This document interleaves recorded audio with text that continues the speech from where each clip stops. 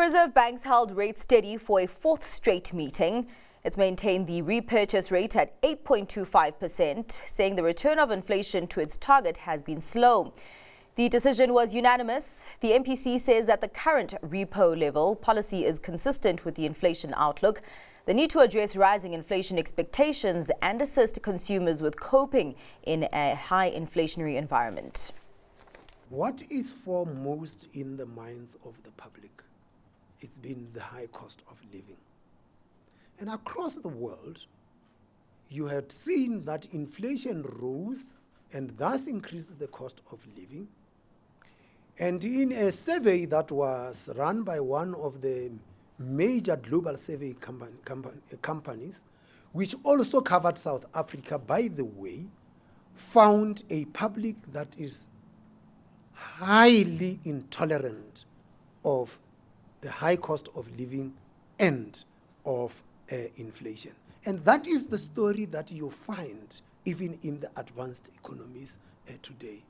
And hence you will find that even in advanced economies, the talk is the rates will remain high for longer until you are able to convince the public by demonstrating that inflation has been reined in towards the target and is actually sustained there for a period of time. And that is what will then lead to central banks revisiting their things. So, Factory gate prices have eased. Producer price inflation slowed for a second straight month in December and came in at 4% from 4.6% previously.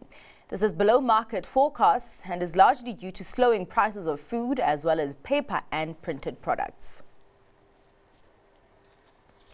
Sasol says its first half performance was hit by a volatile macroeconomic environment. The global chemicals and energy company had to deal with weaker oil and petrochemical prices, unstable product demand, and continued inflationary pressure. During the period, total chemicals external sales volumes rose 4%, but revenue fell 21%, reflecting a decline in the average sales basket price. Sasol expects pricing and demand volatility to continue throughout its second half, but the group says it still expects to meet most of its prior guidance for 2024 production and sales volumes. The festive period has given Mr. Price some cheer. The discount fashion retailer has posted a 15.5% jump in retail sales during December. The growth was supported by its core apparel division, which continued to gain market share.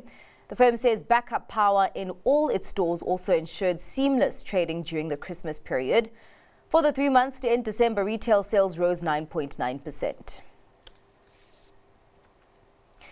Harmony Gold says it's on track to meet its production targets and should hit the upper end of its annual guidance, which is set at 1.3 to 1.4 million ounces. Those comments accompanied a half-year update. Total gold production for the period registered an increase of between 12 and 14%. Harmony cited a strong showing by the South African surface source operations and an excellent operational performance from Hidden Valley in Papua New Guinea. And PPC has finalized its exit from Rwanda. The cement producer says it's completed the disposal of its Semerwa stake to National Cement Holdings. The deal, which was announced back in November, carries a price tag of $42.5 million. CEO Matthias Cardarelli says Semerwa is now part of a regional group that is better placed to support its growth, and has added that the disposal allows PPC to focus on its core Southern African markets, where it sees opportunities to drive improved profitability and secure a more sustainable return on capital.